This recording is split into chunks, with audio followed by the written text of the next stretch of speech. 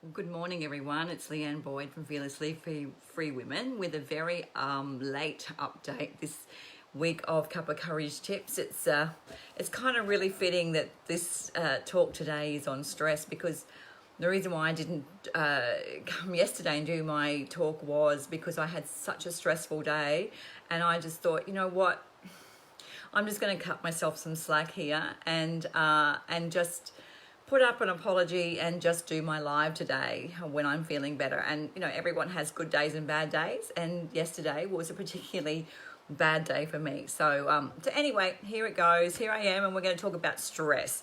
And even though you may have lots of moments of stress in your life, you may not understand why you respond how you do, or why you're physically feeling the way you do when you're stressed. So let's just have a little deep dive this morning and talk about stress and its impact on your body when you have stress, particularly long-term chronic stress, if you're constantly in a stress state.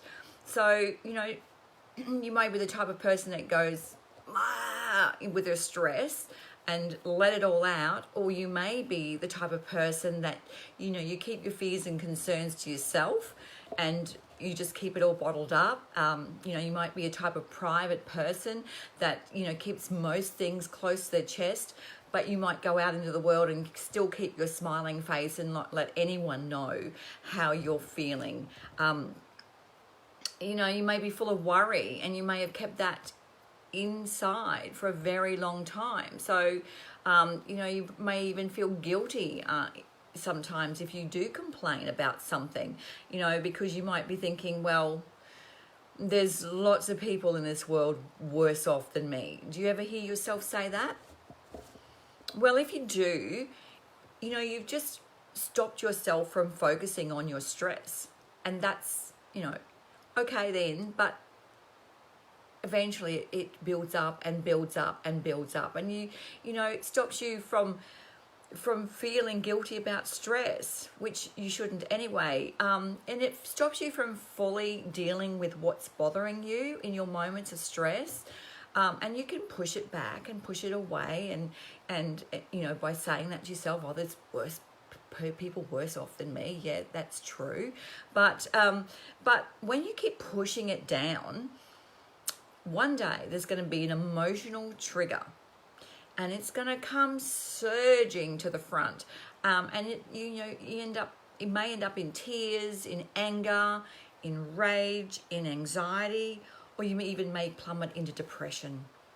Chronic stress can manifest itself in very ugly ways if it's not dealt with along the way. So you know, I know that you may just want to keep the peace and avoid conflict, and maybe walk on eggshells around people that make you feel a little bit uncomfortable and stressed. But this actually builds up what's called cortisol in your system.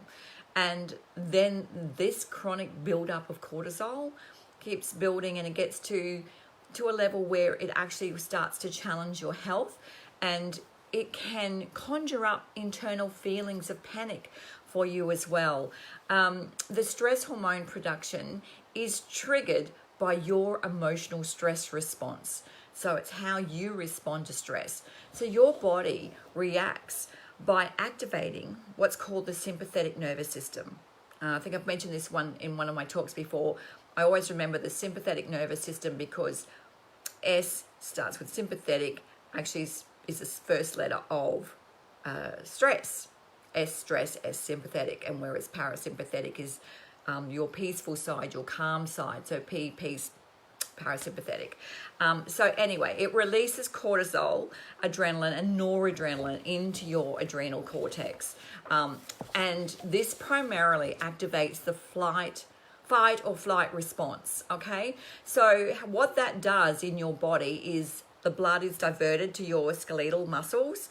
It dilates your pupils, it increases your heart rate, and releases blood sugar into your system. So what that means for you is primarily you are going to get ready to flee from the danger.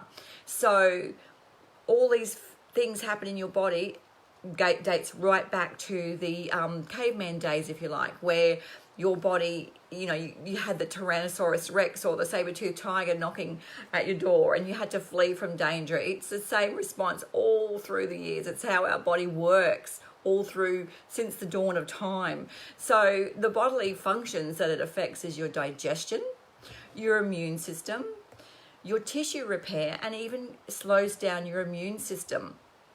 Okay, so all of these things happen when you feel chronic stress all the time.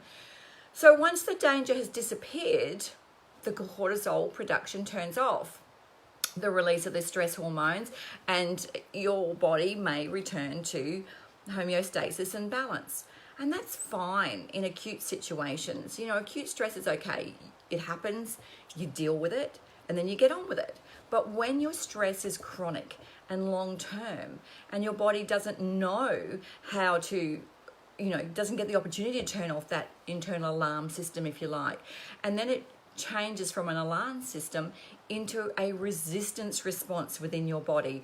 So unrelenting stress leads to a continual elevated amount of cortisol in your body, which then we get all sorts of things happening in our body, and because our body is placed under enormous physical strain, and our nutritional requirements in that time is very high.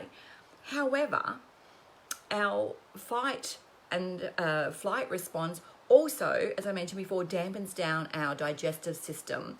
So when your digestive system is in a not working well, our nutritional uptake is compromised as well.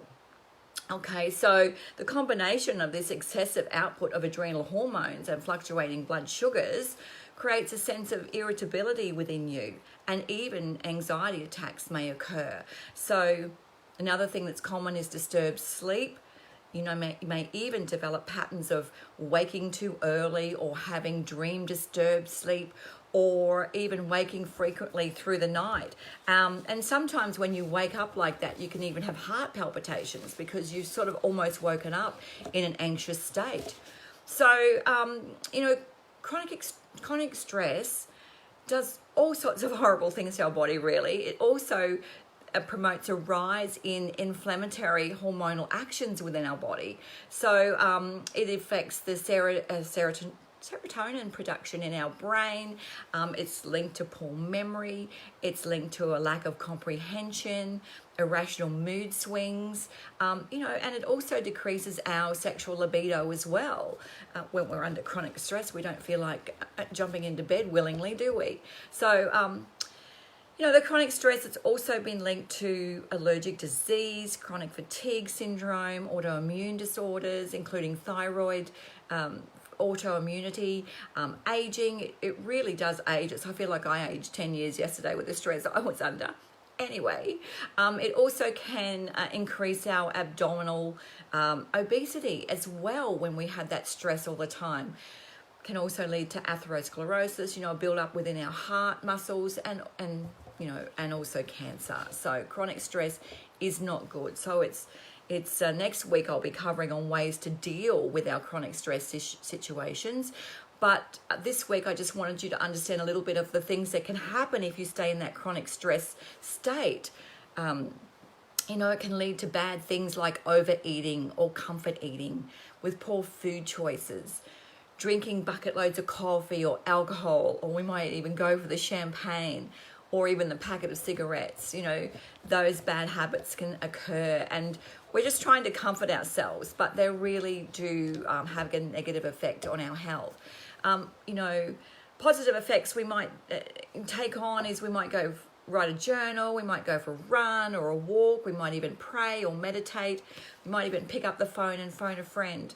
Those ways of dealing with stress, they're not as harmful. They can support your stress in ways, but you just have to be mindful of the ways that you're actually dealing with stress.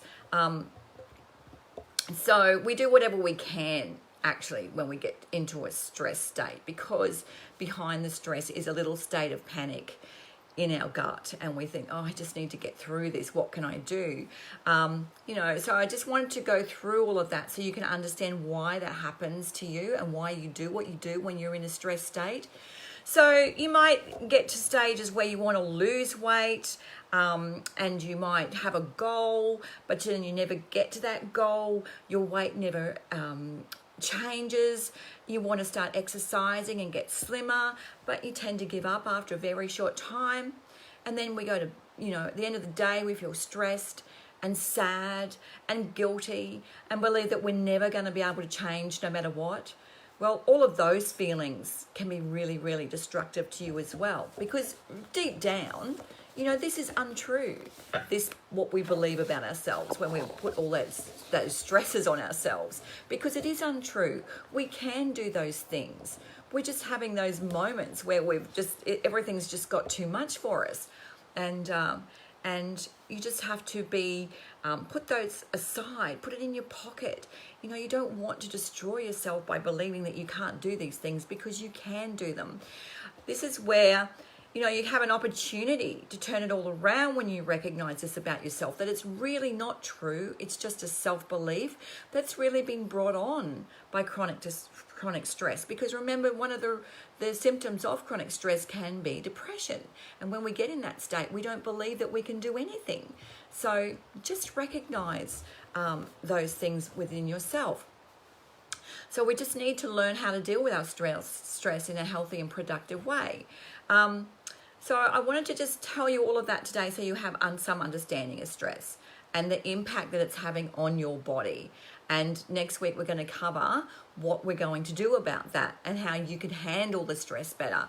So next week we're going to go into restorative actions for you around your stress. So restorative actions around your eating, around your sleeping, and around the ways that you actually can get a routine going in your life, and what diets that you can possibly go on that will help your stress situations. So meditation, supporting your nervous system, all of those things, how to support your nervous system in the best way possible for you to have a balanced approach next time you have a stressful moment to deal with. So I hope that's been helpful and you've been able to recognize some things within yourself that have been brought on by stress. Are you comfort eating? Are you waking through the night? Are you having lots of dreams? All of these things, you may think, why is this happening to me? But when you think about how you've been dealing with your life and the stress that you've been kind of shoving to the back, hoping it will go away, and it never does until the next stressful thing hits you, and then it's multiplied and the cortisol levels in your body are staying up and up and up, and they're not getting any release. When you have this chronic stress happening all the time, your brain can actually be damaged by that overproduction of cortisol. One of my clients actually has lost part of her thinking ability because her cortisol levels were too high in her body, and it actually burnt out part of her brain. It was a terrible, terrible moment when that happened for her, and she's never been able to work since. So we don't want to get to those levels, ladies. We don't want to do that to ourselves. So next week, as I said, I'm going to cover the topic on Tuesday morning at 10:30. Hopefully my stress is gone for the week, and I will be there for my next episode of Cuppa Courage Tips, and we're going to go through restorative eating, restorative sleep, restorative actions for you, and how you can handle your stress better. So thanks for watching, particularly Darcy and Linda there watching, and I hope that you've got something out of this, and I hope to see you both and everyone else that comes on board next week, and we'll go through on the actions to take to relieve your stress. So have a good Friday for the rest of it. Have a great weekend, and I will see you next Tuesday morning at 10:30 for the next episode of Cuppa Courage Tips. Thank you for watching Fearlessly Free Women TV. Thanks. Bye-bye.